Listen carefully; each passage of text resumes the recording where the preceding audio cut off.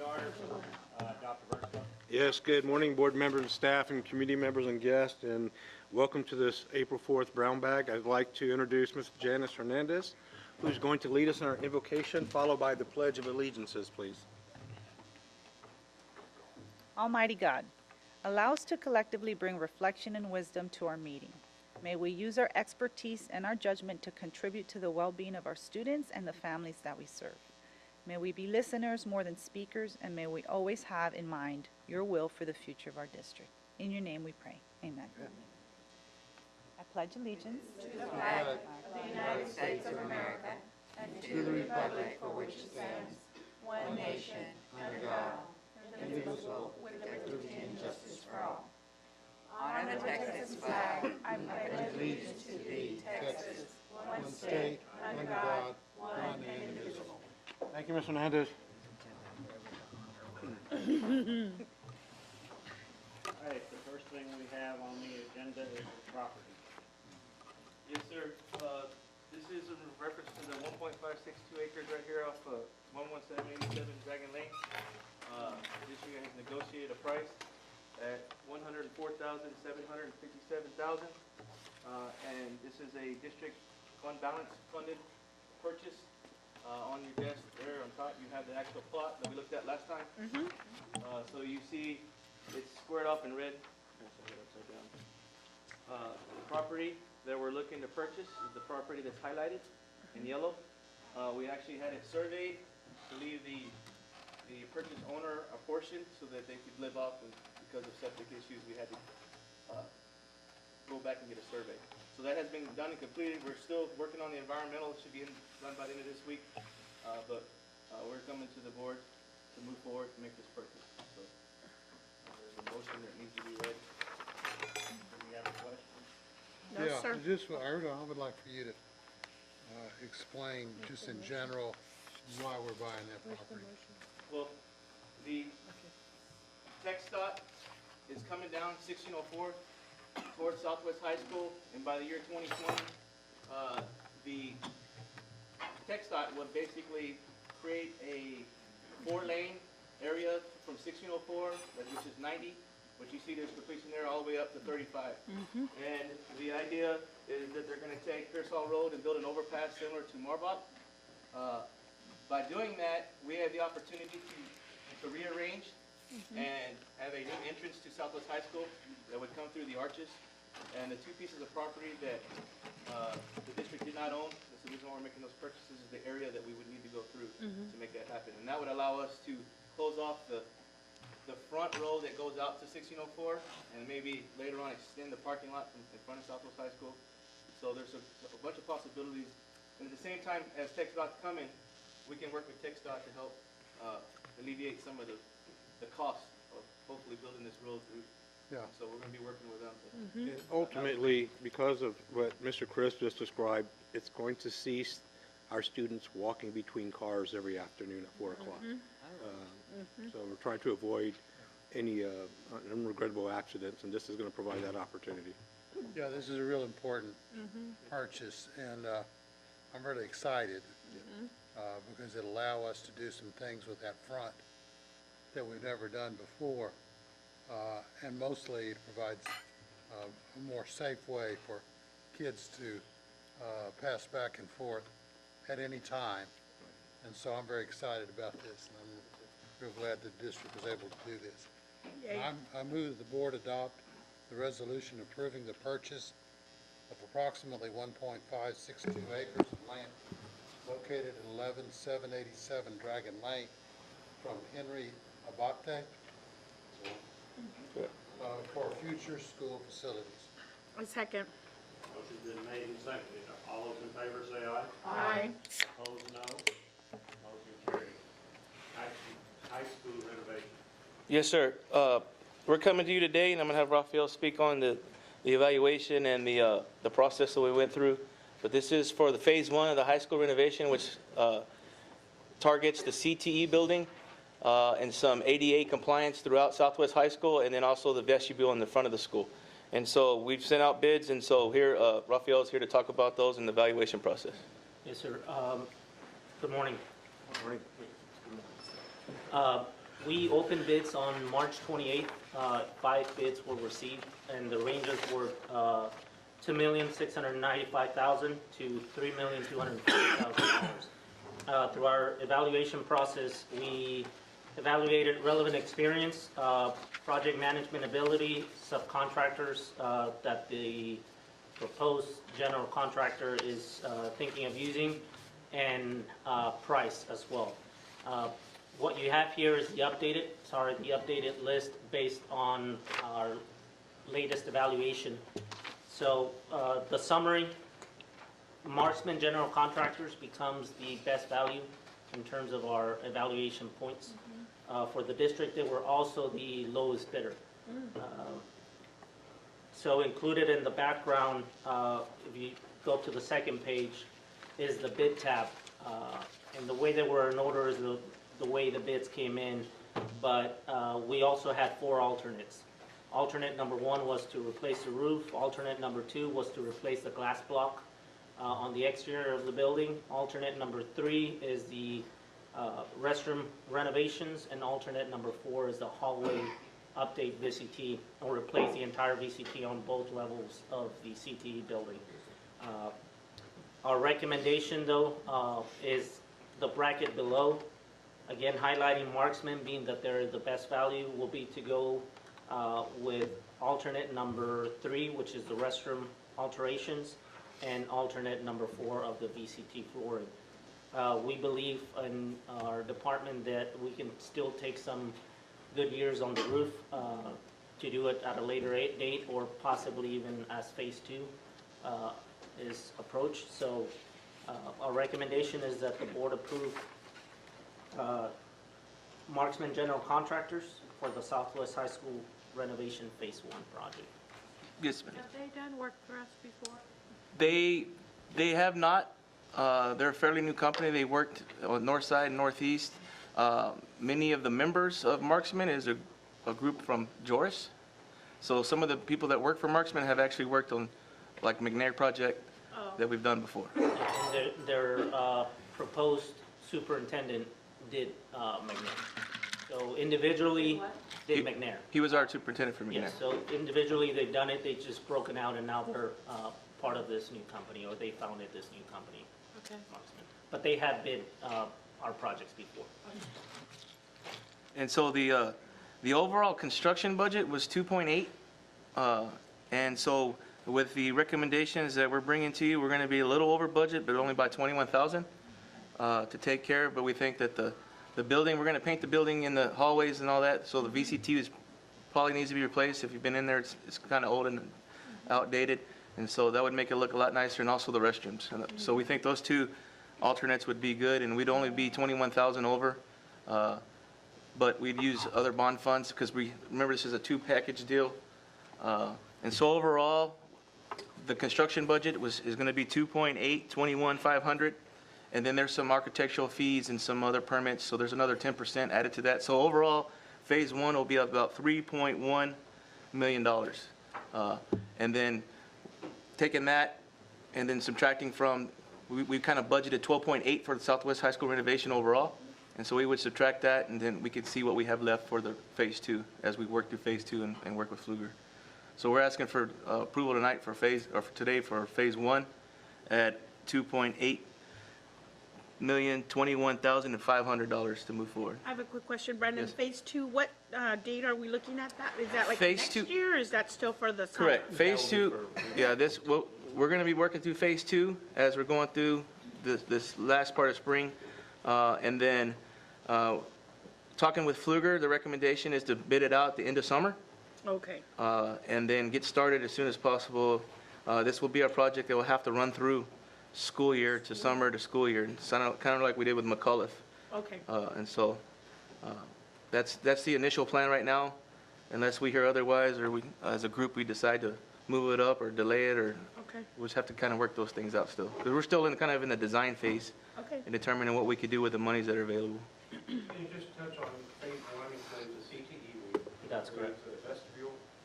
The main high school security entry vestibule, there's also some ADA updates that the school needed to have, the locker rooms, showers, need to have ADA stalls, which they don't currently, so that will be part of this scope.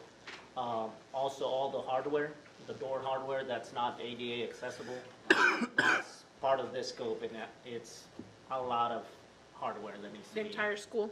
Correct. Mainly. The older part of the And building. part of what we're, Yes, ma'am. This is phase one. Yes.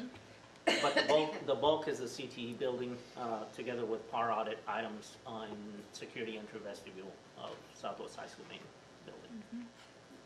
Other questions? I move. I second.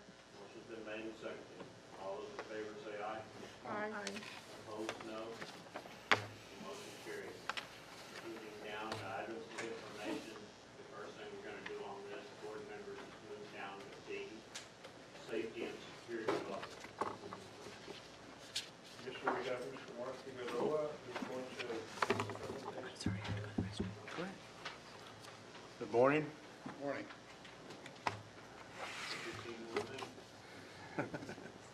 All right, in 2005, Senate Bill 11 was adopted into law by our state legislature.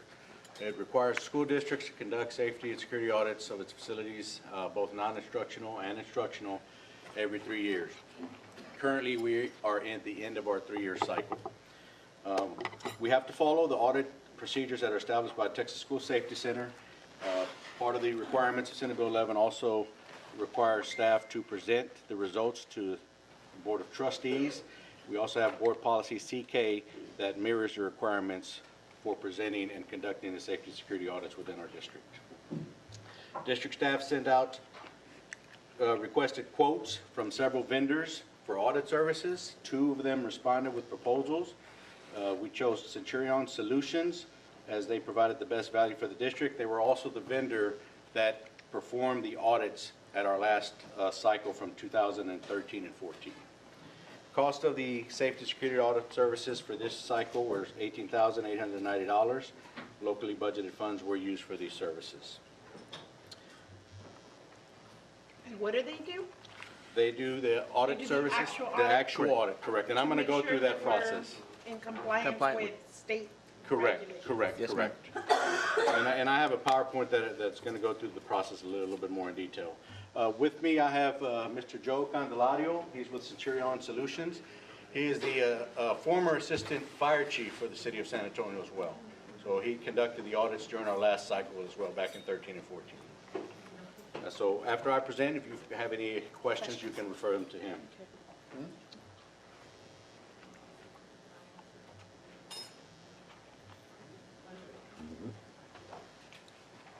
I never know which button to push. Hey, that's it. All right. Purpose of our audit, of course, is to maintain compliance with Senate Bill 11. It's also to evaluate our emergency preparedness within the district, to increase the safety awareness of our stakeholders, to ensure the highest level of safety for staff, students, and visitors to our campuses and to our facilities. And it also allows us to improve our campus and our district emergency operations plan. And those are the plans that guide us through any type of crisis or any urgent situations that come up. Senate Bill 11, as I described earlier, requires us to conduct audits every 3 years. We have to present the results to our Board of Trustees, sometimes during a closed session, sometimes in a smaller session such as this. Other requirements of Senate Bill 11 require that we have a multi-hazard emergency operation plan, not only for the district, but every campus must also have their own emergency operation plan that's tailor-made for their needs as well. Each district must also establish a safety and security committee that meets at least twice a year. We've met in the fall. We will meet again in the spring to go over our audit results as well after we present to you folks. The audited areas of interest include grounds, facility exterior, both interior building access to see if they can get in to the building without having to follow visitor policies. Science labs to make sure that we are compliant and that we're up to date with any requirements by the state as well as the federal government. Health practices, they do conduct interviews. They look at the logs with the nurses to make sure that medicines and other other medications are secure and they don't have access to them, in the event that the nurse is out, that they ensure that the nurses also train other staff members to work with students that need medical attention. They look at our monitoring and our surveillance system, our camera system district-wide, look at the playground areas to see if there's any needs of improvement, check out the mechanical rooms, the custodial rooms as well. They do go in depth to look at our emergency operations plans to make sure that they have everything that's required of them. In the emergency operations plan, you have evacuation maps, teacher buddy systems. Each campus is also required to have their own emergency planning team, as well as their own incident command team in the event that there is an issue like a lockdown. That campus instructional, ICS team takes over before district takes over or first responders. So they've received training on that, and I'll go over that a little bit further along in my presentation.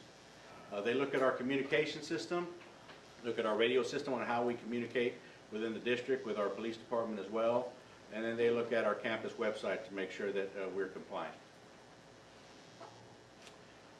The audit itself only reflects the facilities for that one specific day. That's just a snapshot of what the campus is like or that facility. There's over 500 line items to assess, and they're scored by either in compliance, not in compliance, not applicable, or it wasn't assessed.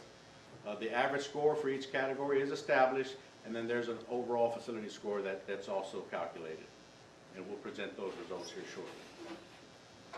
For the instructional facilities, which is our campuses, it looks at visitor policies. It also looks at our policies and procedures. Among those, emergency operation plan, school climate and culture, health practices. Mr. Candelario also takes notes and has to fill out information on the observations, on the surveillance system, exterior, interior, any concerns he might have, or any positives that he may have seen as well. And then he reviews the EOPs as well as the campus website. The non-instructional facilities, and there were 5 that we looked at or that he audited. This building here, this main building, facilities and maintenance, our warehouse, transportation, and Dragon Stadium were those non-instructional facilities that he audited. And those were the categories that he looked at. On audit day, he arrives, and before he begins checking in, he starts to assess the exterior, walks around, usually gets there 7 in the morning or so, and tries to see if he can access the building without either being directed to the front office or being escorted by school personnel. He was not successful. That was a positive thing, and he'll answer that here shortly, so that was good. We really trained our staff to redirect everybody up to the front office. Upon check-in, he reviews the visitor policy, which he checks the logs to ensure that everybody's signing in, whether it's district staff, whether it's regular visitors, whether it's kids that are being checked out. He interviews the campus staff to gain information on culture and climate. And he interviewed not only the staff, he interviewed students as well.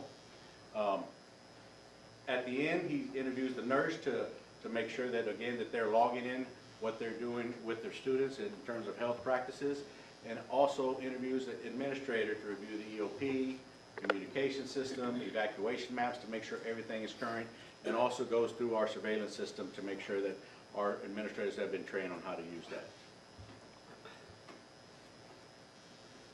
Results, these are just a summary of our results, and you'll have in individual percentages that I presented to you in the booklet that I provided you as well, so you can go through that in more detail.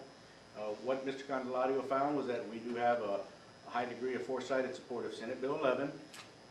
Campuses provide warm, welcoming environment, very clean, graffiti-free. Custodians do an outstanding job of upkeep, as well as our facilities and maintenance with the landscape. Our nurses are great in keeping record keeping, also securing medications and files, and they also work well with our staff to train them on how to use the AED, or in the event that they're out, how to deal with medical emergencies on campus. Also noted is that our campuses practice the emergency drills as required by law. So we have to do fire drills once a month, and then by law, we're only required to do lockdowns, severe weather, reverse evacuation, and then the AED. We're only required to do that once a year, but we practice that twice a year within the district at our campuses. Also made note of our Raptor system, great in ensuring that we do not have sex offenders coming to our campuses or having access to our kids. Administrators and staff also we do a great job of training them, not only at the beginning of the year, but throughout the year. And as I mentioned earlier, the incident command system is something that we're trying to improve to make sure that all of our key administrators have that training to coordinate any efforts with the first responders that may show up to us when we're having any type of issue. Surveillance monitoring system, very high-tech, state-of-the-art, and that our EOP as a whole is consistent with the requirements from the City of San Antonio as well as Bexar County. Some of the needs from the instructional campuses included visitor signage, those signs on the doors reminding everybody, please check in at the front office. So every exit door must have that sign. Parking decals are recommended for all staff, not only at the high school, but at the elementary level. That way, if we have any suspicious vehicles, we know whether they're related to a staff member or not. Classrooms found unlocked when not in use, and that's something that's ongoing. We try to remind our teachers to make sure when you're not in that class, please be sure to secure it. Playground equipment needed repairs, and we had some borders on the outside that needed to be filed down a little bit, like the hard plastic ends of it. Those are things that we're going to work with facilities and maintenance to repair. And then some other minor repairs are needed, such as the benches and stuck doors need to be repaired.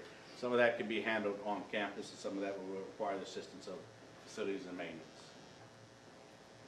Our non-instructional facilities, which were those 5 sites I listed earlier, just as the campuses, very clean, graffiti-free, well-maintained.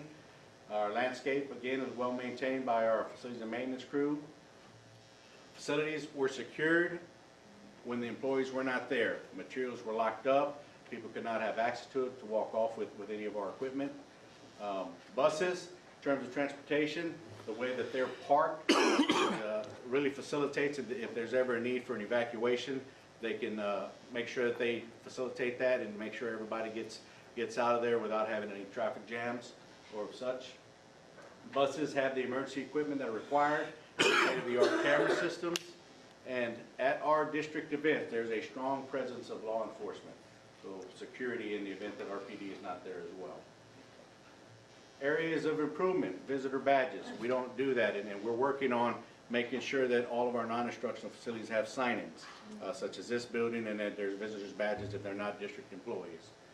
Directional evacuation signage is needed, and if there's a fire drill or we need to evacuate for any reason. Visitor signage like the campuses for the doors. Eye wash stations are needed, especially at transportation and facilities and maintenance, and at our warehouse as well. And then they recommend a sprinkler system at our warehouse. It's not required, but they recommend that. These are the overall results for 2016-17 by campus. Very high scores. Did an outstanding job. The administrators did great. The staff did great. Our overall rating for our instructional facilities was at 97%. Now, I have that information for you in a booklet that I provided.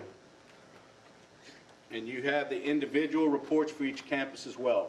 So you can review that on the visitor policies, observations, the website, if you want to look at that in detail. If you have any questions, I will be glad to answer those later for you. Our non-instructional facilities had an overall rating of 95%. And to provide additional information, if you can open up the very last page of your booklet, that is our historical data for the 3-year cycles. We started conducting audits back in 2010 and 11. As you can tell, we've had the highest scores that we've ever had with safety. And the apples to apples is really comparing with 2013 and 14 because we had the same auditor for the last cycle as well as for this one.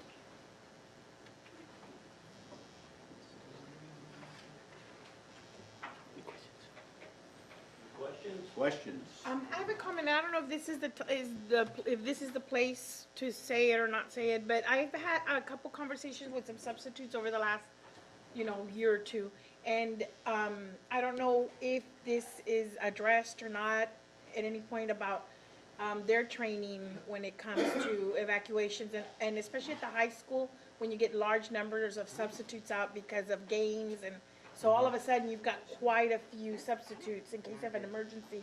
Something about keys and who has keys and who doesn't, and they lock the rooms. If you're having a lockdown drill, I think they're supposed to lock the rooms or something. Yes, And ma'am. they may not be able to sometimes, and I don't know if we have procedures for that, Well, or how they get trained. I conduct training in the summer and also in the fall. I coordinate that with Mr. Magura, so there's 4 sessions that I have For the substitutes? for the substitutes, Okay, for all the good. district substitutes that are at least registered at that time. Okay. I give 30-minute safety presentation, go over the drills, go over a checklist of what they need to do when they're in there. Benefit of me being on the campus as well as Mr. McGreer is we can kind of go over that as former principals as well, of how they can help out the campuses. And then in the fall, when we have his next round of hiring, we do that usually in October again. Didn't do one in the spring, but that's something that we can look into. Okay. Now, in terms of the keys, Do we require it from the substitute? I mean, like, do we make sure that all the substitutes? we do try, that? yes, Okay. ma'am, yes, Yeah, we ma'am. try to And if require it's them to somebody attend that was trainings. hired later on, then we probably just missed them, or they They have to were go hired at the after. next cycle. Correct, correct. But we'll continue to do that. We've done it the past 2 summers, Okay. just to make sure that they have that same information. Because it's difficult, because they're not on the same campus every day, Right. and every campus kind of deals with things A little differently. bit differently? Yes, ma'am. Okay. So we try to make it uniform where it's consistent, and we share what we train them with all the principals that they're aware of what they've been trained on. Okay. Mr. Candelario, I don't know if you had any questions for him? We also conduct a survey with the substitutes. What do you do in the event of? Who's going to lock your door? Generally, the principal of that particular campus gives them instructions that the instructor next door or across the hall will come in and lock the door, or the janitor. But we make sure that somebody has the capability of locking those doors in the event that you have a lockdown. Thank you. Any other comments, sir, that you want to? No, and the only comment that I can say is that I've done safety school audits all over the state of Texas, and it was a pleasure to see that Southwest had probably one of the cleanest campuses that I've conducted audits. All of the educators were very knowledgeable, friendly. The staff, janitors, they do a great job maintaining the facilities. So it made my job that much easier. Thank you, sir. Thank you. I didn't catch that part about the substitute locking. If we go on lockdown, the substitute has to wait for a teacher to come lock their classroom? If it has the locknetics, some of them have locknetics, some of them have keys. If they don't have a code, or there's not a general subcode that they programmed, then they usually have the magnet. There's a magnet that covers the door jamb, where all you have to do is remove the magnet and it closes. So may leave it the locked. Hand locked. Doors are supposed to remain locked throughout the door. That's the recommendation from the Texas School Safety Center. During the instructional day, all doors must remain closed, what they've requested.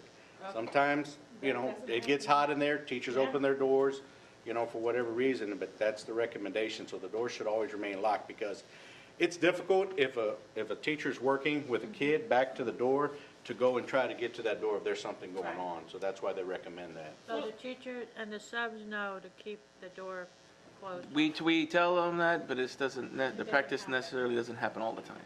And I And so think we- even during the drills, I think sometimes because they are a drill and they know it's a drill, then the teacher that's supposed to go lock doesn't necessarily, go and lock, you know what I'm saying? Yes, Correct. ma'am. Yeah.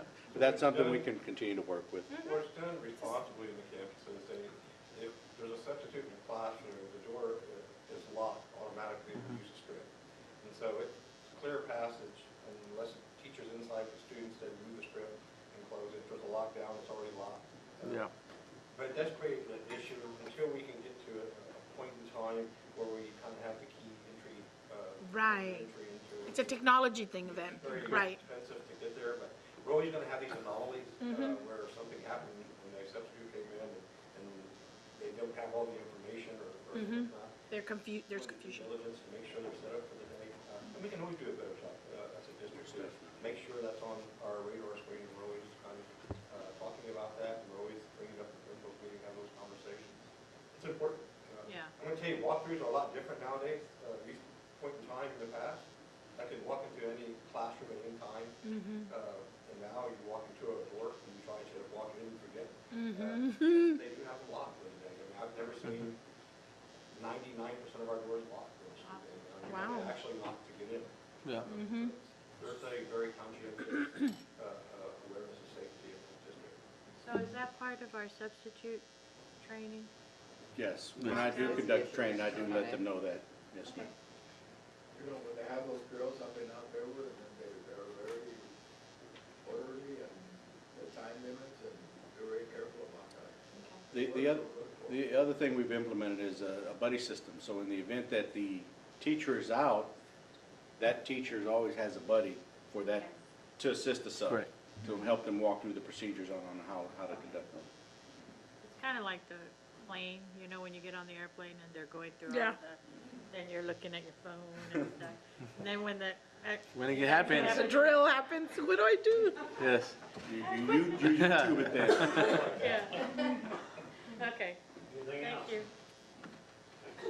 Thank you, guys. I just want to commend Mr. Figueroa. He really has a really great handle on safety and awareness, and does a great job of making sure we're all aware and we're all doing our due diligence. So, thank you. Thank you. All right, the next thing on the agenda, board members, will go to item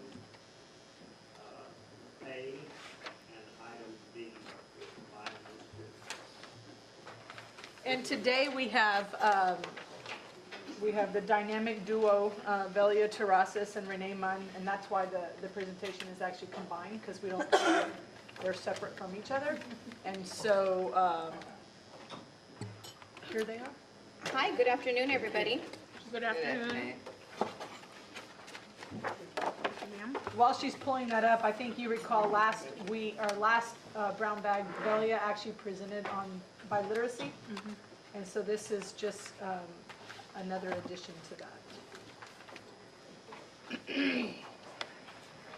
Thank you, Renee. So I'm going to go ahead and start out, and thank you for allowing us to present today. The first thing that I'm going to go ahead and start off with is the dual language program, and we just wanted to go ahead and recap where we are and where we're going with our program.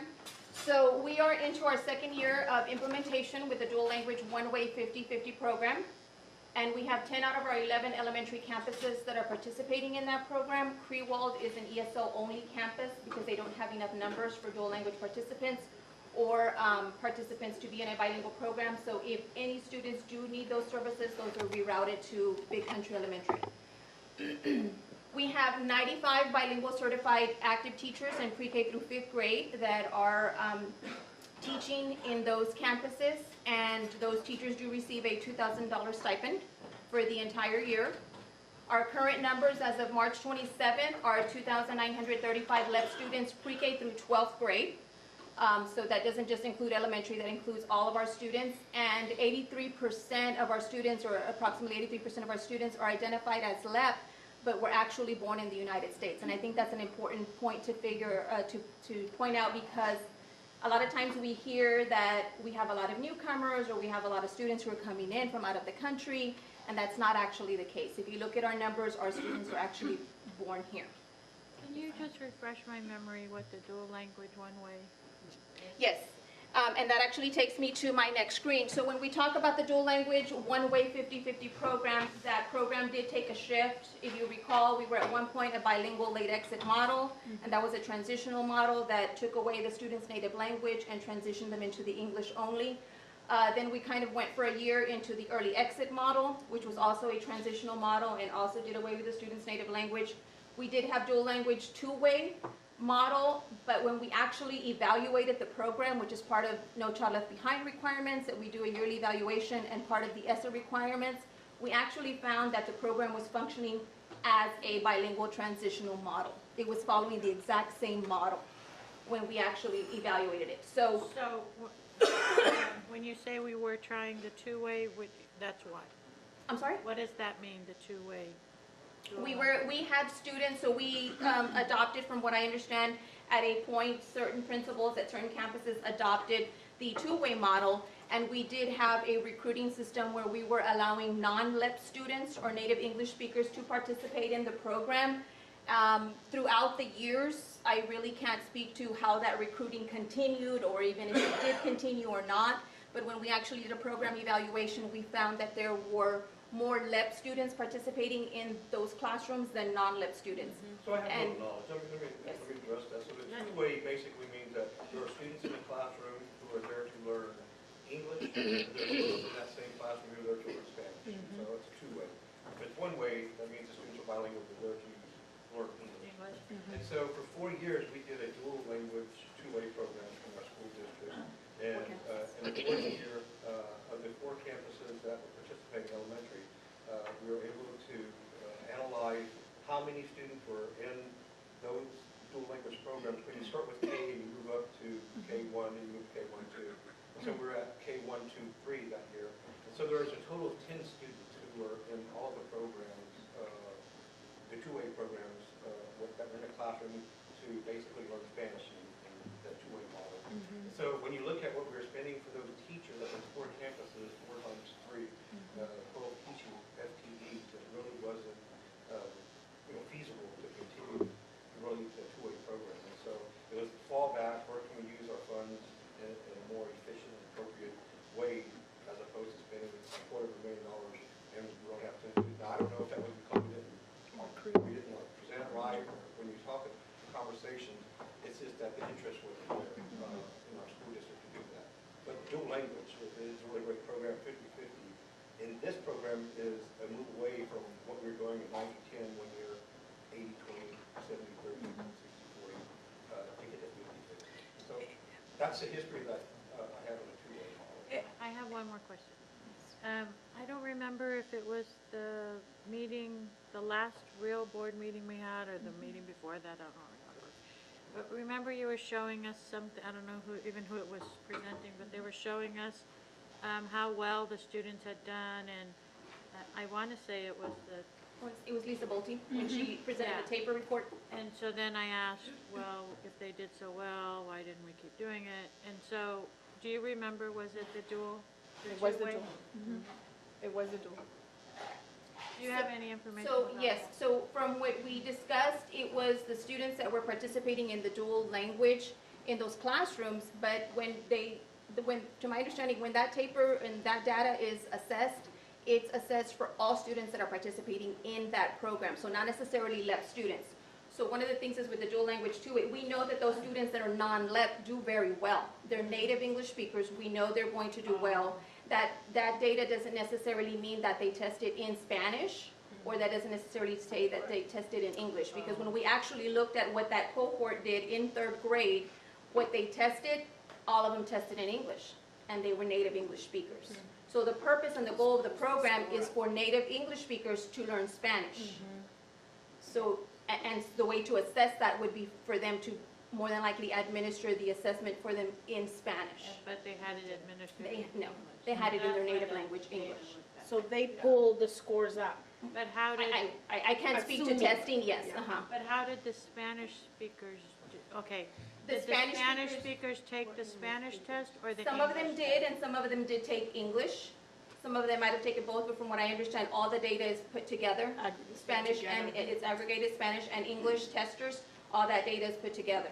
Okay. So whether they tested in English or in Spanish, you're right, they did do very well. So I guess my question would be, what benefit did the Spanish-speaking kids get from having the English-speaking kids in the, like, do they learn better with the peer modeling, or, I don't know if modeling's the right word, or do they learn better with just Spanish-speaking kids in there and the teacher trying to teach them English? There is research that shows both. So when you have a dual language two-way with non-English speakers and with Spanish speakers participating together, they learn off of each other.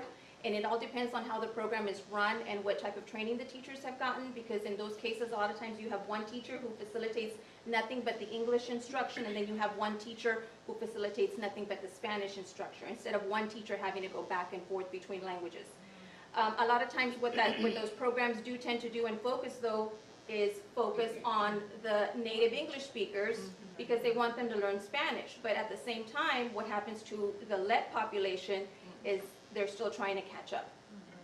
So the benefit of having an actual, especially in the situation that we've been in, the dual language one-way 50-50, it allows us to mainly focus on our LEP population, which is really what we need in regards to PBMAS and everything else that we've seen with our long-term ELLs. So when we talk about a one-way 50-50, it's only servicing identified limited English proficient students, or what we call as LEP. Now, we still have under Chapter 89 where parents can request to put a child in that classroom, and depending on whether the campus has staff and has enough available room, then they can allow them to be in there. But it's not a recruiting system anymore as it was with the dual language two-way. Yeah, I guess I'm just disappointed in that part because as a parent, I would have liked to have had my kids in learning to speak Spanish. I mean, well, I speak very little Spanish, but as opposed to them starting in high school, because what they learned in high school, they don't even know. I mean, they can't speak Yes. Spanish. So they spent 2 or 3 years in high school learning to speak Spanish, which they can't do. Had they had the opportunity, or had I known, I don't even know that I knew we could put them in there, they'd just be so much further ahead in the job market. I agree. Because, I mean, that's really, it's such a benefit Yes, when it you is. can put that on your resume that you're bilingual. And I think it's critical, number one, I don't think we could answer your question, Ms. Sadilkin, on how did it impact the LEP students who had the English speakers that were non-LEP in there. We had 10 kids spread across 12 classrooms, right? So statistically, I don't think we could answer that question. The second thing, one of the first things she talked about at the beginning of the presentation was that the dual language two-way model was actually being taught in eval. What we determined was that it was being taught as a transitional model. And what that means is we were basically depleting the home language of the student and taking away that language, as opposed to the approach of giving both languages. And so I think that y'all will be pleased with kind of what's coming up in the next part of this presentation. So. And you're right, because one of the other goals, and I don't know if this was discussed at any point or not when we first started the dual language two-way, but eventually the goal is to continue it at the middle school level, at the high school level, to carry it out throughout. So I don't think that much of extensive planning had gone into it. So with the one-way 50-50 that we are continuing with our second year, it does serve only identified LEP students. It does provide instruction in core content in both English and in Spanish, and especially with the 50-50 model. The main goal is to develop fluency and literacy in both languages, in English and in Spanish, so that way we're not taking away and we're not transitioning students only to English. We want them to remain bilingual. And then the ultimate goal is integration of bilingualism, biliteracy, cross-cultural awareness, and then of course high academic achievement. We want them to be held to the same expectations as all our other students. So some of the minimum requirements of our program require that 50% of the instruction can be carried out in that other language, which in our case is Spanish. So 50% of the content has to be taught in Spanish, 50% has to be taught in English. It has to address all curriculum requirements as identified in Chapter 74. It has to include a foundation, enrichment, or what we refer to as our ELPS, our English Language Proficiency Standards for language development, and then of course our college and career readiness standards. So some of the initiatives that we have coming up with the program, and I'm going to go ahead and present, and then I will transfer it over to Renee Munn. We are looking at a 3-year biliteracy professional development program, and that is the actual second packet that you have in your folder. That is the project proposal that we have. It would be actually begin with a cohort of teachers to begin with in the year 17-18, pre-K, kinder, and first grade teachers to go through the training of what does it really mean to teach and what does it look like to teach for biliteracy. Because we can't assume that people know how to do this, or that teachers know how to do this, or that administrators know what it looks like, or even at the CNI level that we know what it looks like. So we have to make sure that they get the proper training if that's what our goal is going to be. Then the cohort would continue with 2nd and 3rd grade teachers, and then it would continue with 4th and 5th grade teachers. So we have done some research in regards to this. We have with Round Rock ISD, with Austin ISD, and other districts.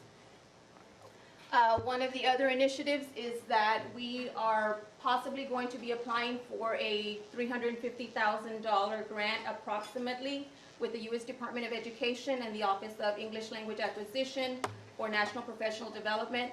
It does require that we partner up with a local education agency or state education agency, And in this case, we will be meeting with Texas A&M University in San Antonio on Thursday to watch the pre-application webinar to see what it all entails, because it's pretty lengthy.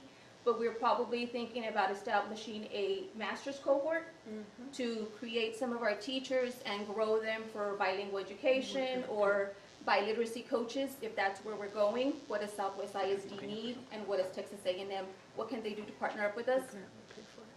And so the grant would pay for the teachers to go through this program, and likewise, the way that we're doing the leadership with a special ed focus, we would probably require our teachers to serve some time with us and make sure that they don't leave. And then one of the last things, and I thank you, Ms. Adolkin, for bringing up that question, is we are eventually looking at making sure that this is something that has longevity and that we can possibly even carry out into the secondary schools. So one of the things that we're consulting with Ms. Sandra Hernandez, which is the Lote teacher, the Spanish teacher over at the high school, is how can we identify some of our students for this graduating year so that we may award them a seal of biliteracy. The TEA and State of Texas do have some requirements that they have to meet in order for that. They don't have to be identified as LEP students. They have to have a certain grade point average. They have to pass their English classes. If they at any point were identified as English language learners, then they have to have met their exit criteria on TELPAS and so forth. So we're actually going to be pulling and identifying a cohort of students that we could possibly be awarding this seal of biliteracy to by the end of the year. We're hoping. Okay, and I'm going to go ahead and transfer over to Renee because it's just going to feed right in. All right, and thank you guys for entertaining us this morning and hearing our story. We're really excited to talk to you guys not only about our bilingual program, but some of our other special programs that all feed into the big picture of literacy in our district. So some of what we're going to talk about today is in progress, and we want to be very transparent in our progress and work and maybe some potential roadblocks, and we're open to any feedback that you guys might have. So I want to divert your attention specifically to dyslexia because this has been a special area for me. And as I've worked on improving this program for our students, it really is what bridged my work with Velia. And so as I was looking at students who had been identified as dyslexic, I saw some very specific trends. And I think that you guys will see those as well as we kind of go through that data. These are current numbers of students identified in our district as dyslexic, and then their additional sub-pops. So we have total numbers, and then those who are additionally identified as English language learners, special education students, and then those double. And you can stop me if you have questions. When do we normally diagnose them with dyslexia? When do you see it? So this is my second year in Southwest ISD, and it was my understanding just from looking through records that traditionally students were identified around 4th to 6th grade. What research tells us and what our Texas Dyslexia Handbook states multiple times is that the best time to refer a student for dyslexia evaluation is very early on. I would say, and I'm an educational diagnostician as well, we can get a really good assessment on a student in that spring of 1st grade, where those gaps of what is normal for a milestone versus a possible disability really start to distinguish themselves. Do we assess them in the first? So this year, starting this year, we have dropped that down where I have encouraged and trained all of our campus dyslexia designees to be looking for characteristics of dyslexia and getting that information to the teacher so that we are identifying students much earlier.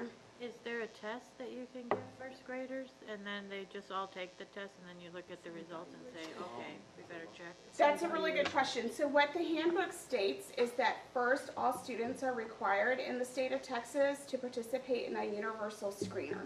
And in our district, our universal screener is iStation, in which they take their monthly ISIP report. Then we use that data from ISIP to look for indicators of students who are at risk for reading difficulties. Based on that information, the teachers are supposed to create a service plan, or RTI, for those students to see if that RTI will remediate some of those deficits. Those students who continue to demonstrate deficits in reading, in spite of those research-based interventions, and show deficits or characteristics of dyslexia, those are the students that we should be identifying for that track of testing for dyslexia. But the test that you said they take on, I don't remember what you called it. iStation? Yeah, is that first grade? Yes, so all of our elementary students take that iStation ISIP test monthly. So we do have that data. Once students are identified for dyslexia testing, there's a separate battery of tests that the state of Texas requires us to administer in order to come back with a comprehensive assessment and results of their strengths and weaknesses. But that universal screener is really important for us to identify early on who is at risk for reading and possible at risk for being identified as dyslexic. And are we doing that?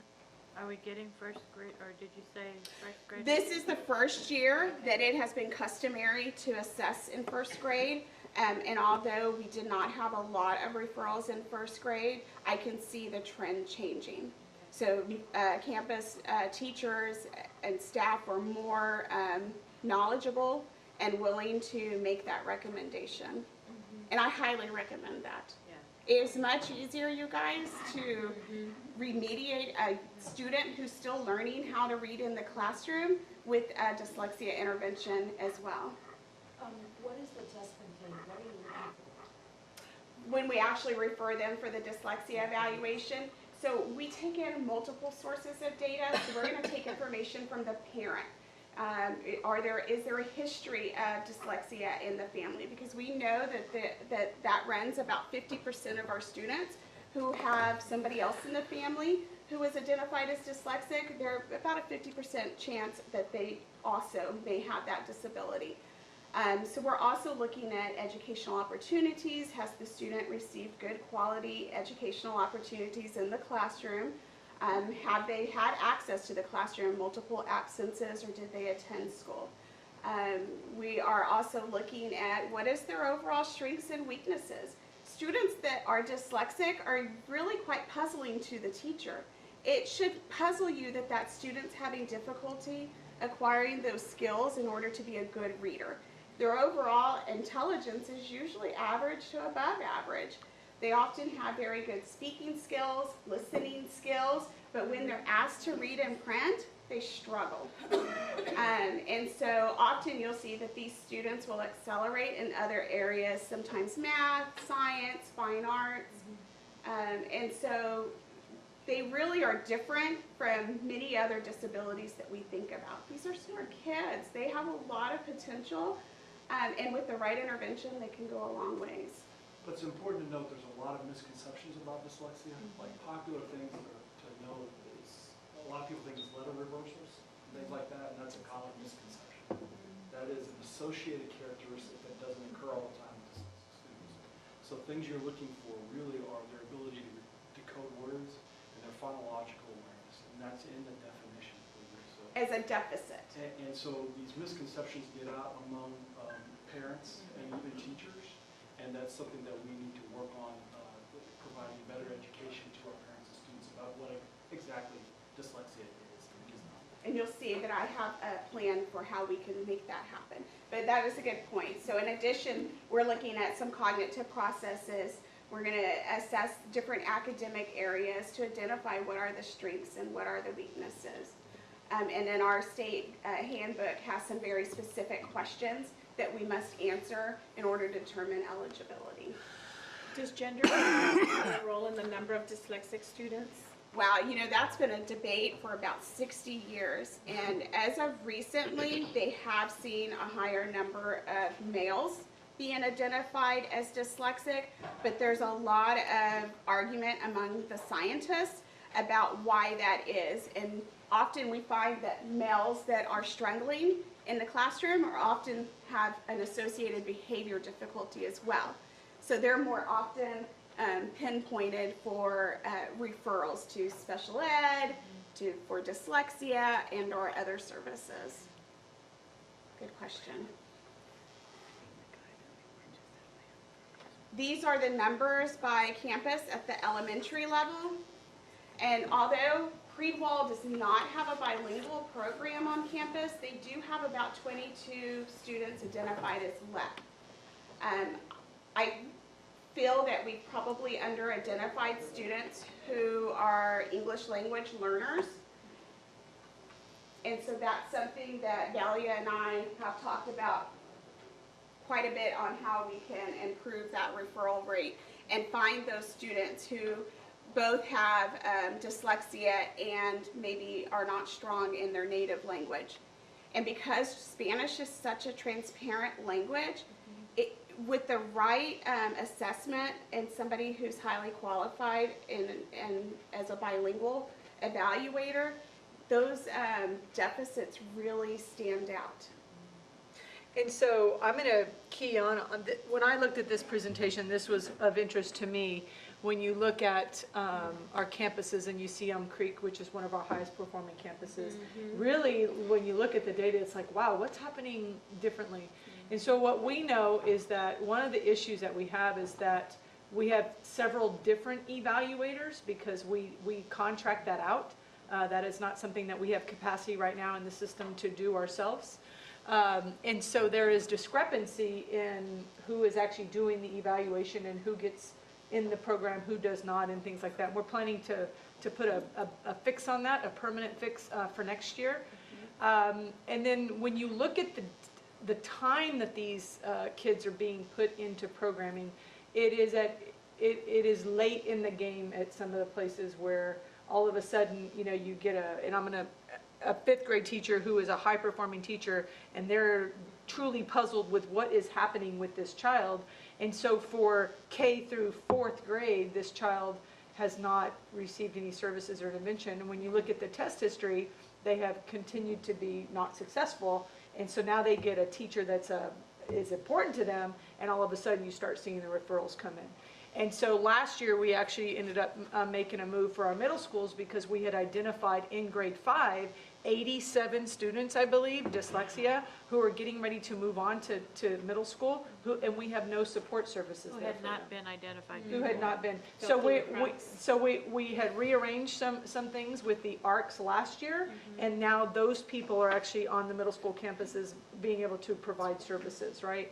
And so I think that I keyed in on this big time. Matter of fact, had a sit-down conversation with her about it, and that's been interesting to me. And then one of the critical things is where you have campus leadership that has that reading background, you tend to see a lot less numbers because they can identify and intervene a lot quicker is what I think is happening. So anyway, so I just wanted to key in on that. And just if I can piggyback as well, because as we have been collaborating, even before Renee came on, Will and our department had started collaborating, and we started identifying that this is a need for us, especially with servicing our English language learners, which all connects back to what does our model look like? What is our goal? Is our goal to transition to English, or is our goal for our students to really learn and be biliterate in both languages, which is the goal of the one-way 50-50. So one of the things that we have seen also is how are these students being identified and how are they being serviced? Because teaching for literacy in English is a lot different than teaching for literacy in Spanish. So this is one of the things that we have really, like she said, we've come together, we've partnered up, we've been talking about it, and it's actually been going on for a few years that we've kind of coming together to plan out. And the conversation about looking at our English language learners and dyslexia is that we've come across kids in this cohort of about 4th to 5th grade that have been through maybe more than one model of dual language or bilingual program and are having difficulty reading in either language. But when we go back and we look at the different types of instruction they've received in reading, it's no wonder that they're struggling now. So we do have this pocket of cohort of students that we probably need to plan differently for them in order to meet their individual reading needs. Oh, one other thing, I'm sorry, you guys. Go ahead. Pocket of cohort Students that identified as English language learners that are struggling in both languages. They're not strong readers. Are they together? They're sporadic throughout the district. Okay. So they're really not as a cohort to get. A grade level cohort across the district. And I think if you take data at our ninth grade campus with our LEP students who are struggling, might be a good case for a research project for someone, but I would bet they were struggling readers in their own language. Does it make sense? Yeah. Right? And which is why the biliteracy approach is so much more beneficial than just, I'm the LEP program and you're the reading program. You need to be both. Is it something that we might want to have, like 2 or 3 campuses that we just really supported with the kids that have dyslexia, that we would send them maybe for second, third, and fourth grade, or something where we are not trying to give all, however many campuses there are, like spreading out the expertise, you know what I mean? Yeah, and that's actually part of discussions with our reading interventionists, is making them itinerant, so that where we have a greater need, that to service dyslexic students in particular, that we're able to share resources between campuses. Does that make sense? It would address the issue, is that because I think that we're going to have more dyslexic students probably identified early on, and providing them appropriate services is going to become real critical to their success 3, 4, 5. But some campuses are going to just have less numbers. And so sharing resources now becomes kind of, and we call that an itinerant position, so that we're not, it could be a cost savings to us where we're really honing in on one particular area, or we share resources between 2 different campuses. The other piece to consider is, by and far, many of our students that are receiving special education services are identified as having a specific learning disability, and with many of those disabilities lying in the area of reading, but very few are actually identified as dyslexic. And so Texas is one of those unique states in which dyslexia is traditionally served under Section 504, which is a general education program. But those students whose needs are quite more significant and need a specialized plan of instruction would be served under special education.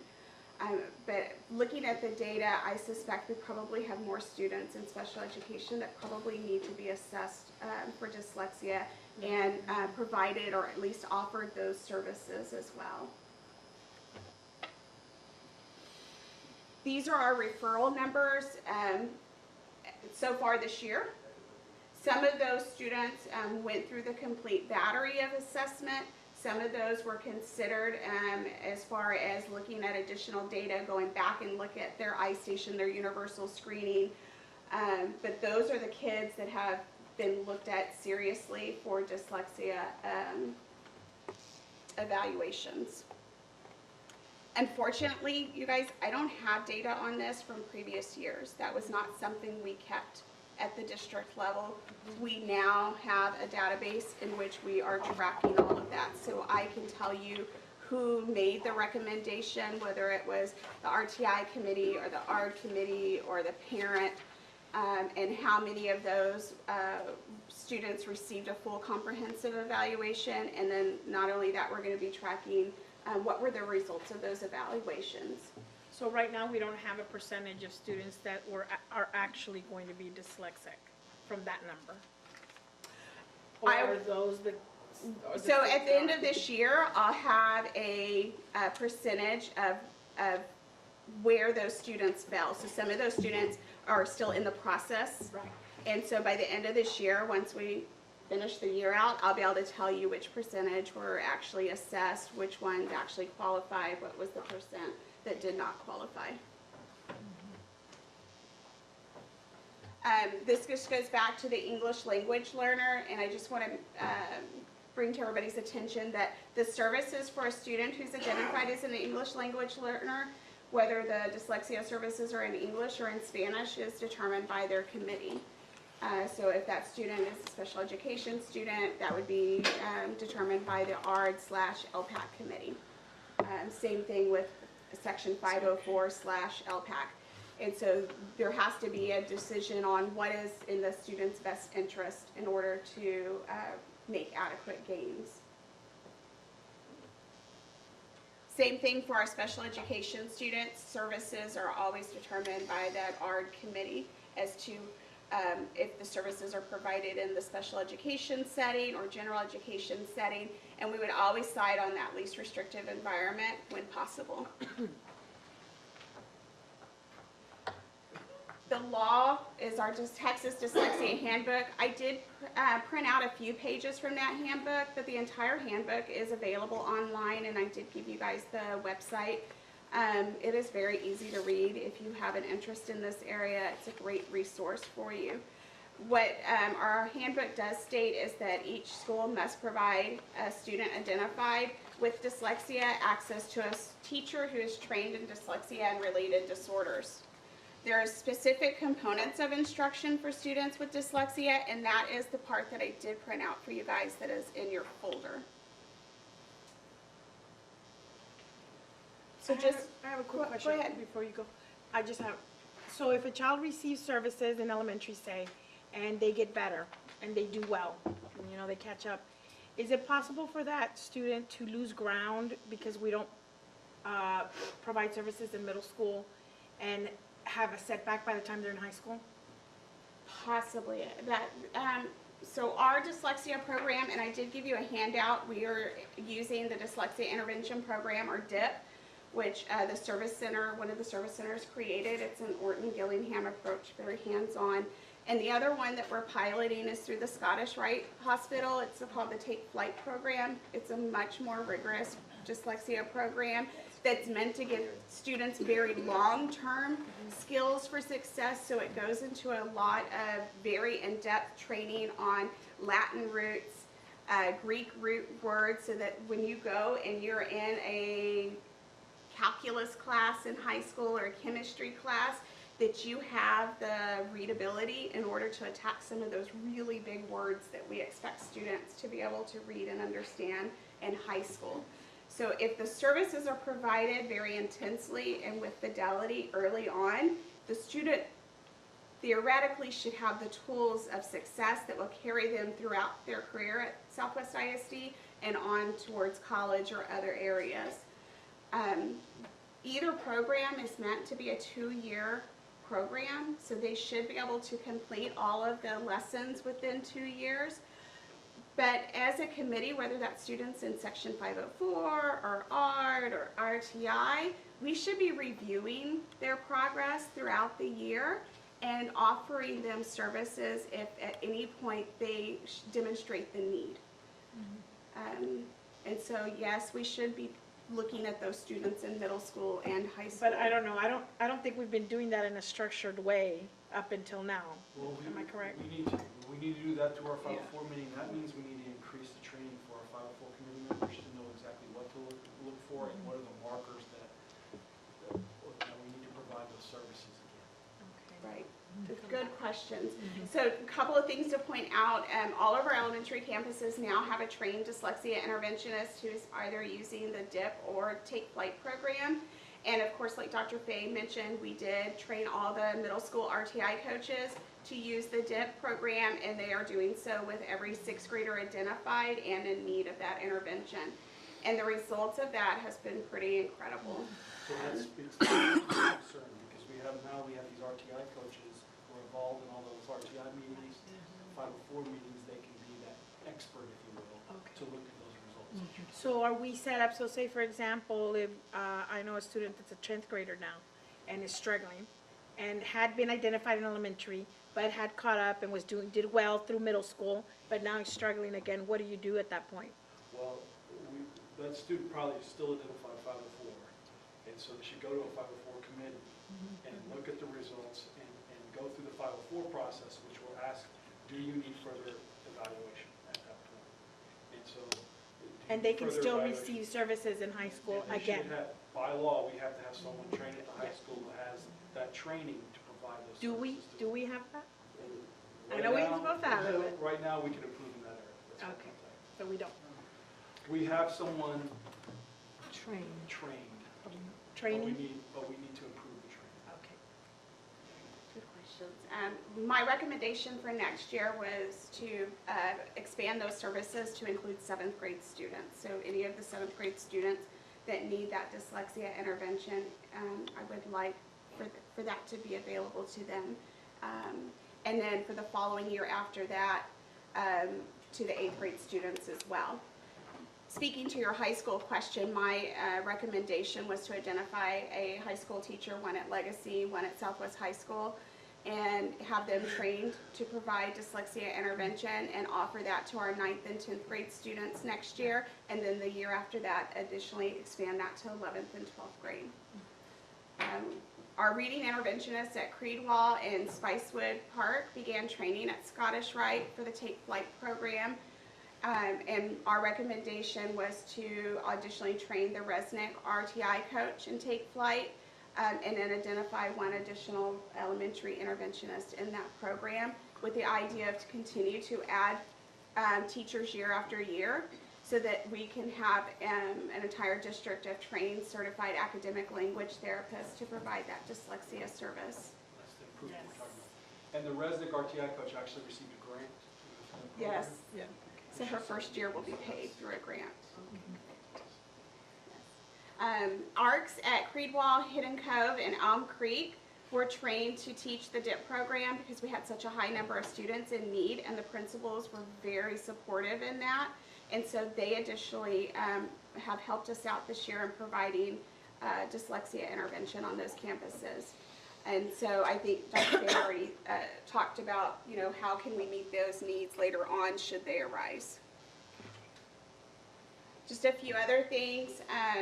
We are required, every teacher who has to renew her certification or his certification must receive some continuing education credits in dyslexia when they service any student that is dyslexic.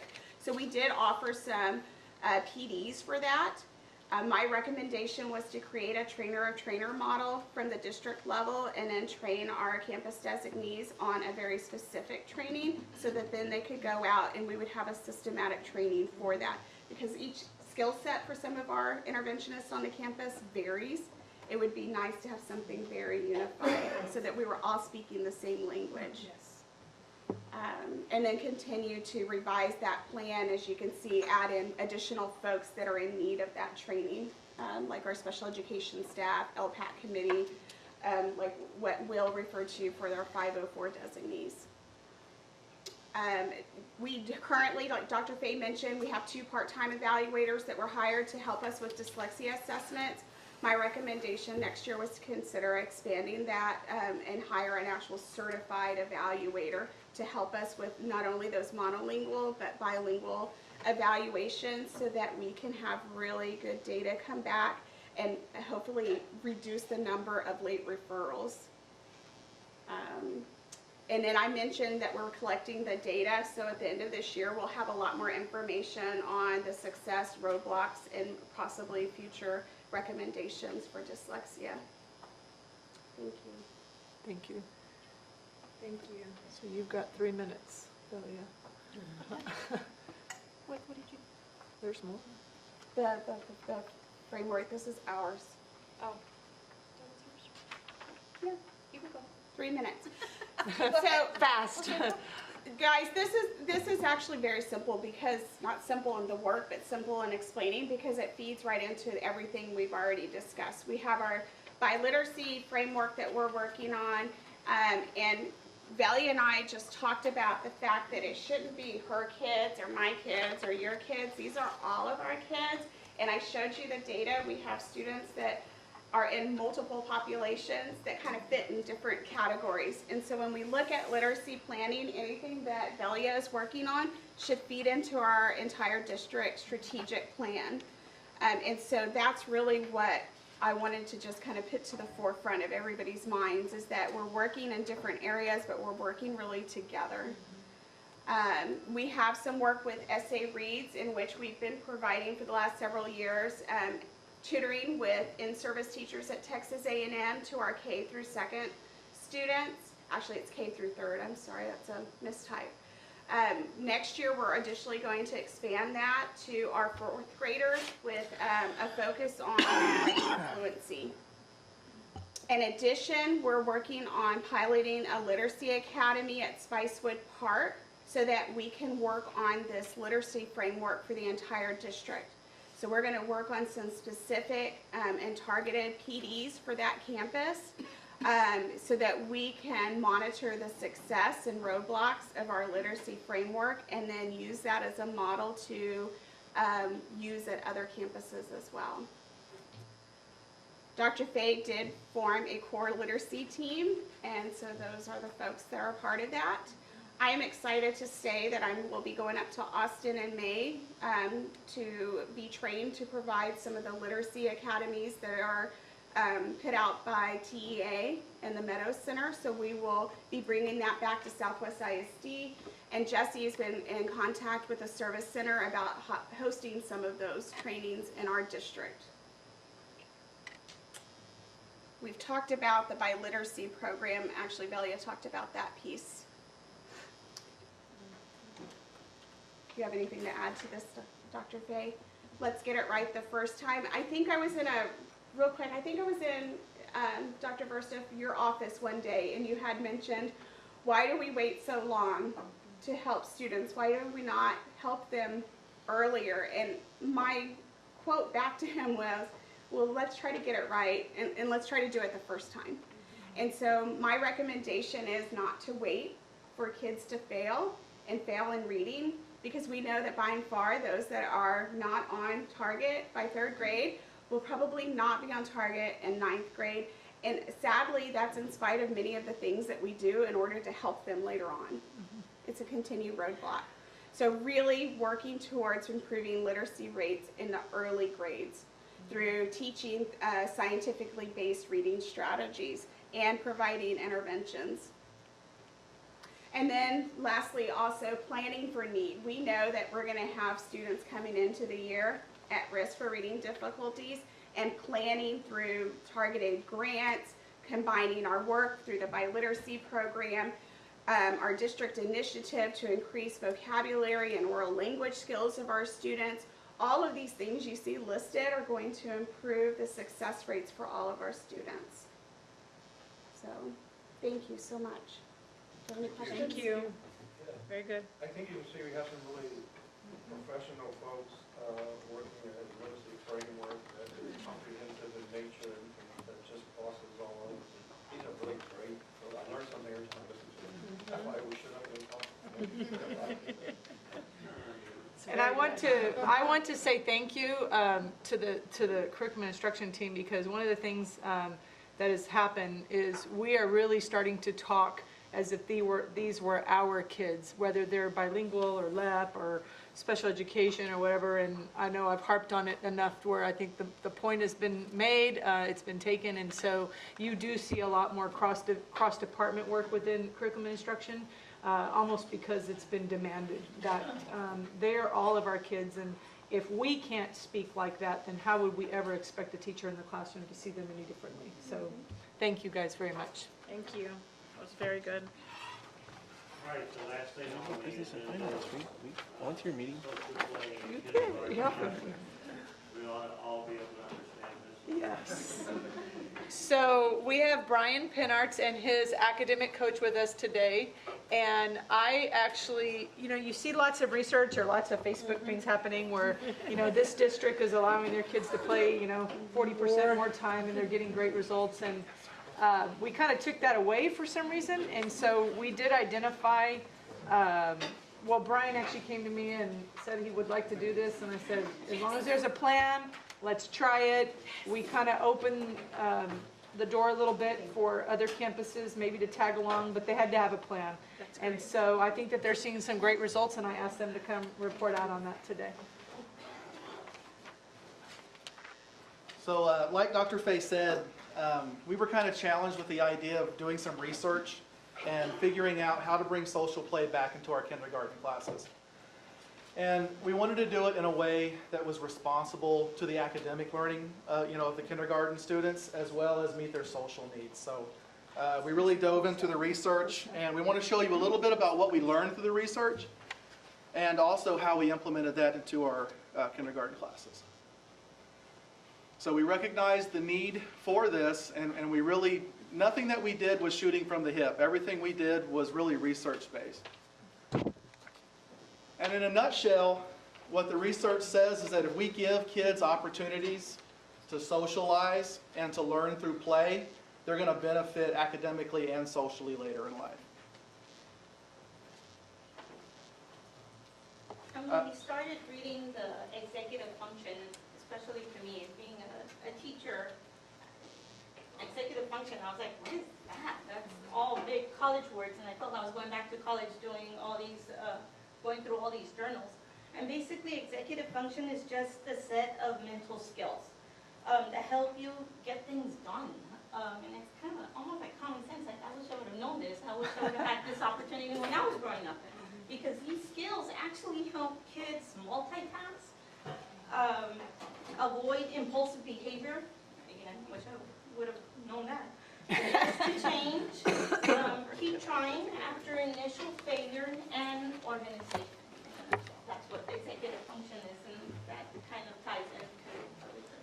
So these are skills that kids are going to learn in kindergarten, and they apply to the entire rest of life.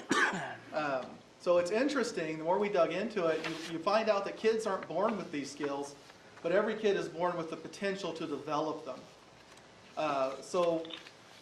And like I said before, they develop them when they're playing with other kids. They develop them through consistency. They develop them through social interactions. Interestingly enough, if a kiddo doesn't have that consistency, maybe at home, or a type of environment that develops it, it can actually hurt their development. And so if we're not providing that at school, and maybe they're not getting all they could at home, you actually have kids who are developmentally delayed. And nowadays, these are the exact skills that these big business corporations are actually looking for, and unfortunately, we lack them. So we did the research, and yes, like I said, we started getting into all these big words.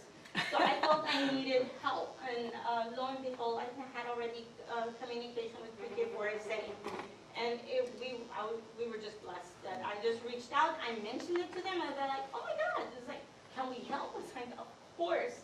So we put our heads together, we collaborated, we developed a plan, and then we began this initiative in this past January. We worked really closely with Pre-K for SA, and they made a believer out of me. They're a great organization. They're free, and they're very, very competent. They have some great people over there. We pay Oh, yeah, they're not really free, but We're definitely taking advantage of them. in this world is free. Right. They're not free. Yeah, well, for this purpose, they. I think we get more than we give. So what we did is then what we came up with, instead of like we kind of that impulsive behavior, we kind of come up with a plan, let's do it. Instead, when we introduced this plan to our teachers was, hey, you know what? We're going to break it down chunk by chunk. So 1 week, we're going to teach you one simple little thing, and then the next week, we're going to do a follow-up, which is proper coaching, do a follow-up, and then actually go into your classrooms to see it implemented, and we would help if it needed help. And then that same week, when we were coaching, we were doing those walkthroughs, they would be taught on something else. So it would just be little baby steps, and that was the plan. Yeah, I mean, we were telling teachers midway through the year that they were going to change what they're doing in the classroom. And so we didn't hold them accountable for anything that they were doing unless we had already trained them on it. So it worked out well. So what does social play look like in the classroom, and how is it integrated into content areas? Social play is really students working together in small groups, and they work together in small groups all day long. A teacher can assign different small groups for every different subject area, so kids aren't necessarily working with the same small group of kids all day, but they constantly have opportunities to talk to each other, to work on projects together, to complete assignments together. They're not working in isolation. They're encouraged to use academic vocabulary all day long. They're using this academic vocabulary. And then manipulatives. All day long, kids have things in their hands. I'll give you an example. We'll see a little bit later. But like in math class, Kids will reach into a bucket and pull out a domino. They'll count the number of dots on one side of the domino, write that number down, count the number on the other side, write that number down, and then subtract the two. They're never doing a worksheet full of subtraction problems. That's gone. They're always doing things with their hands, and there's a reason that they're doing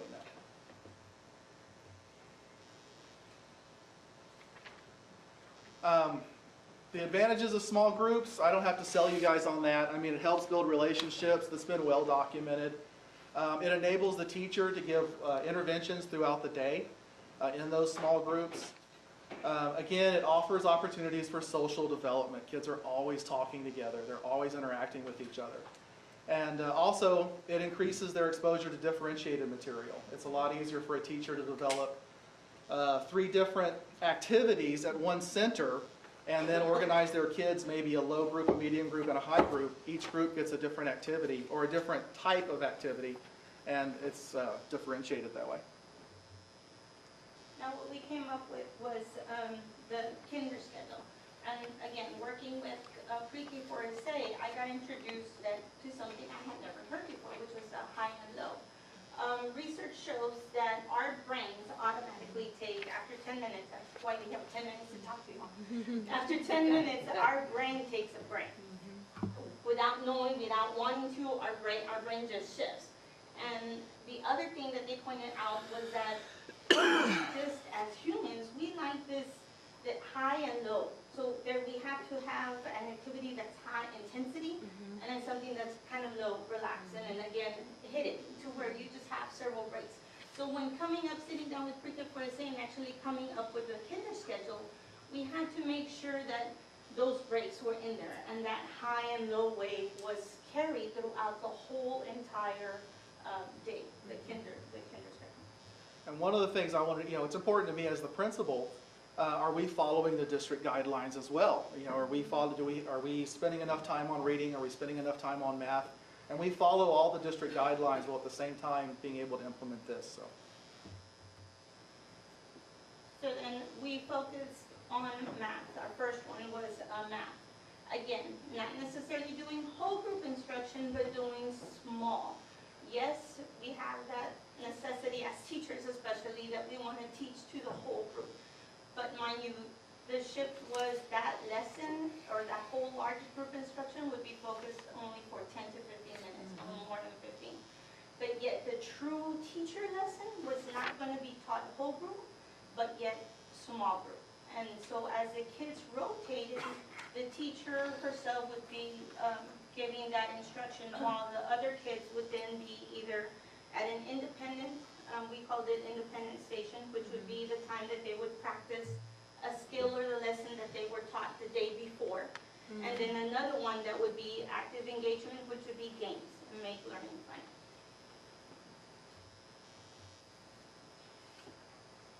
So they say pictures speak 1,000 words. So we decided to put, we're constantly, we're walking around and looking.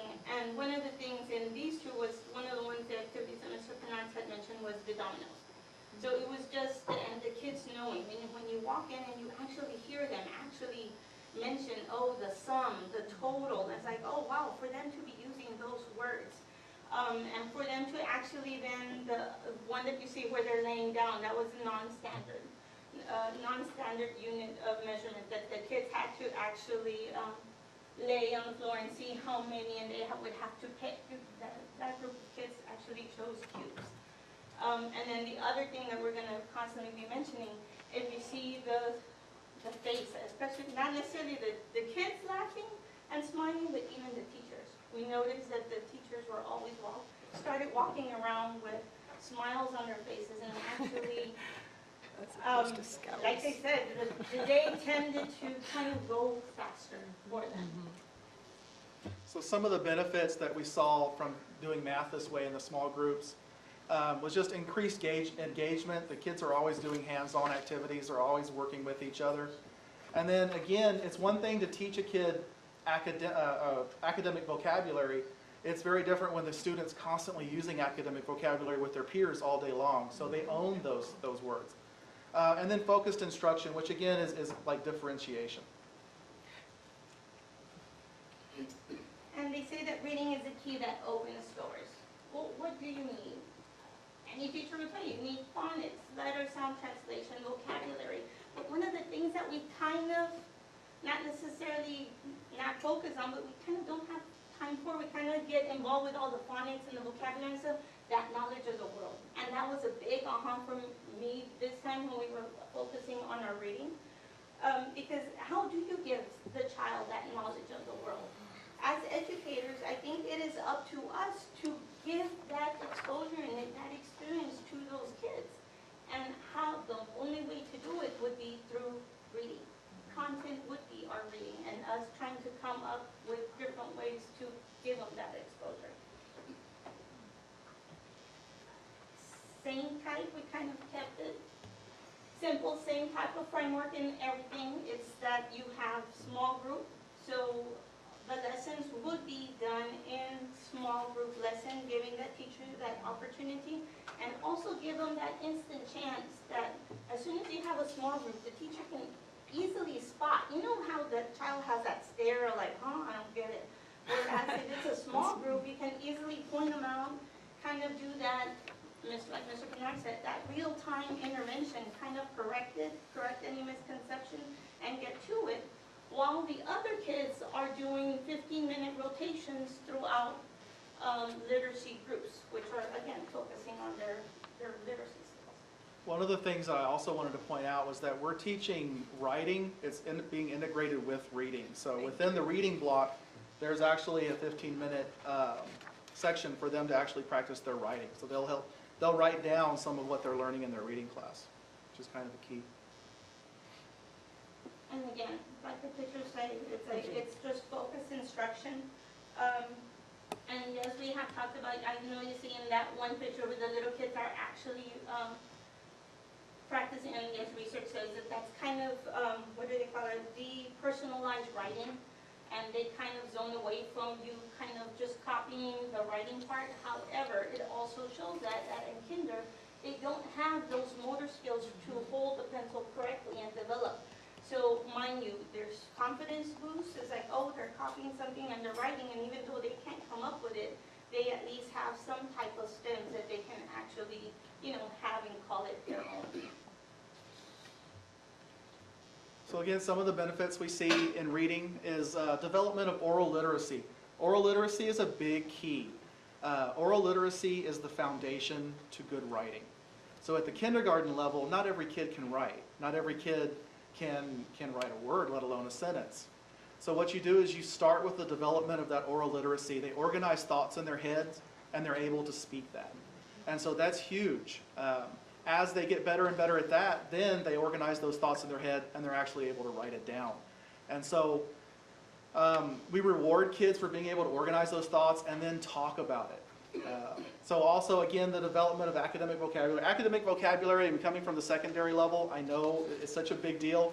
So if we can get them started with academic vocabulary now, it just pays off big dividends later. Yeah, I'm going to chime in just real quick because I know we're running out of time, is one of the trainings that we did last year for all admin was the SIDELITS training, and we're going to be requiring that for all brand new teachers to the district moving on, and then we'll have a PD plan to train 100% of all Southwest ISD staff, and the training is called Talk, Read, Talk, Write, and so it's a framework using STEM sentences and things like that, so kids can actually have oral conversations about academic content. And it's funny because we're going to have to teach them how to do that at 9th grade, but yet we know that that's important when we're looking at this particular piece. And so it all fits together in that oral language development. So we're excited about it. Any 4th or 7th grade teacher will tell you that when you put a prompt in front of a student, the first thing they're going to say is, well, I don't know what to write. And so developing this oral literacy should help that out a lot. They will know what to write. They'll be able to organize thoughts in their head and put them down on paper. So what we also now are adding to when we're kind of, we have the pre-writing, the 5 stages of writing for like 4 minutes. However, for kinder though, it's amazing when we walk in there and it's cute how that one has to the rescue. Like I wasn't I was like, the kid actually, the child actually put phonetic, to the rescue, and they spelled it out. And what the teachers are also now doing is that if you see in the central one, they are having those conversations with the children. It's like, okay, well, what do you have to write about? And the kids will tell them themselves, oh, well, we like Pokemon. So that first part, or that middle picture, the teacher actually provided a list that actually just, names, hard names, and I could probably not even spell the Pokemon names. But she provided that at a center, giving the child that opportunity for them to write. The other thing that I kind of need to share, and I put it under, because when I saw that, I was like, oh my gosh, this is like everything put together. If you see that last one, the cake, candy, and cookies, we walked in, and there was a little boy with a little clipboard. And what he was doing was that he was going to each child and asking, and so I'm like, what do you like? You like candy, cake, or cookies? Oh, you like cake? Okay, well, how do you spell your name? Spell it for me. And then he was actually writing it. So for him to actually, organize, do a survey, put it all together, and put all of that together. I mean, you see it, and it's working. The other cute one was a math. They were doing math skills for a social studies center, and the child was actually doing the Keegan Center for the math. So again, benefits, the writing's not forced. We want them to enjoy writing. We want them to enjoy expressing themselves. It's really cool when you see a kindergartner that maybe for the first time in their life was able to organize a thought, put it on paper, and share it with someone else. That's huge, and that's what they're able to do. And we just want it to foster creativity. Again, oral literacy, we want to develop that as much as possible. And then we include writing in all of the content areas. It's not just writing in writing for writing's sake. They can write about what they're reading. They can write about something they even learned in math. And I'm going to piggyback because we just did this recently and I didn't have time to put it on there. Ms. Bernards and I, we went into a bilingual classroom. And the little girl, I think it's in one of the other centers, and it's a center part that goes to do with writing. And she put, la flor está bonita y huele está hermosa y huele bonita. And Mr. Bernards asked, and mind you, a kindergartner, putting all of those words together in a sentence. And Mr. Bernards looked, then everyone's all like, I'm sorry, can you tell me what that says? And she read it in Spanish, and then he's playing devil's advocate, and he's all like, well, what does that mean? And the little girl looked at it, looking like, oh, what, you can't tell? And she's all like, it says, the flower is pretty and smells beautiful. It's like, wow, for a kindergartner to do that. It speaks volumes. So she was able to put together a sentence in Spanish and translate it for me in English. Better than what I can do. So that was pretty cool. I told her that too. I said, you know something I don't. And then the other thing, again, keeping in mind that high and low. Outdoor education, and I know when we first introduced it to the teachers are all like, what is outdoor education? Basically, it's a team-oriented approach. Research shows that outdoor learning decreases stress levels in students and in teachers. It's breath of fresh air. And what was funny was that when we first started doing this, Mr. Bernards and I would go out there, the kids were getting tired themselves. They were taking time out, and we thought the teachers had pulled them out to the side, and the teachers were all like, no, they're tired. They want to sit to the side. And that says a lot. So the biggest thing for me for outdoor education is that relationship building. It forces kids to follow instructions and learn team building skills. They have to work together out there. And if they don't follow the instructions, everyone in the class kind of sees that. So there's that accountability in a group. And so when we created the centers, if you saw the schedule, the teachers have a big chunk where it's the center times. Centers, it's a vast opportunity for them to construct knowledge through hands-on exploration and with interactions with other students.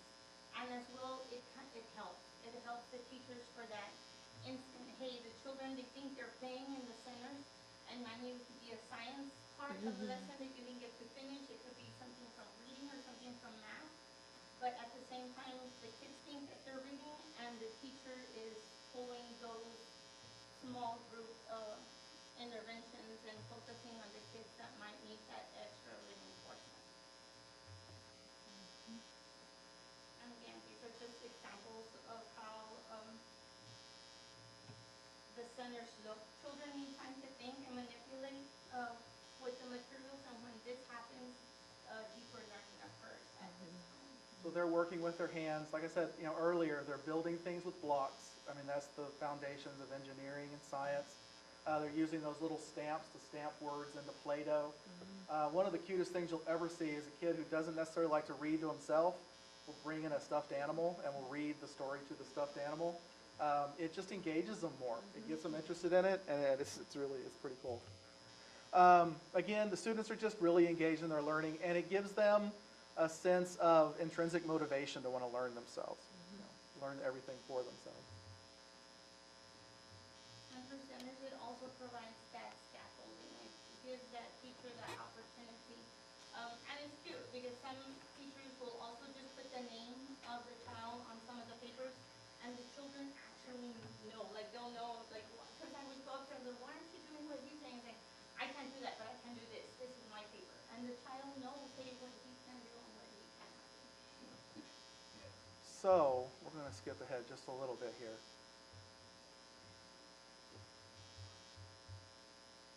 Basically, what we've done is basically a shift in thinking. When kids get the right opportunities to develop those social skills, what we're seeing in the classroom, what the kindergarten teachers are seeing, is that they excel academically. So that's going to benefit the school district. That's going to benefit the kid later in life, and it's going to benefit us as these kids go higher and higher into their grades. So, did you guys have any questions for us? Looks good. Yeah. Awesome. Happy kids.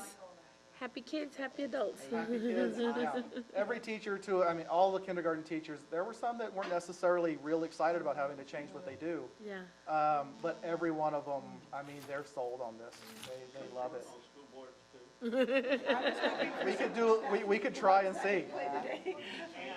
Can we have a meeting outside? We could play hot potato outside or something. All right, thank you guys. We appreciate it. Thank you. Brian. Good day. Thank you. All right, how many more things you got? Yes, sir. All of you are invited to Palo Alto College at 4:30 p.m. today. I believe that the high school partner will be out there. It's at the Concho Gallery, which is right next to the theater. If you have that opportunity.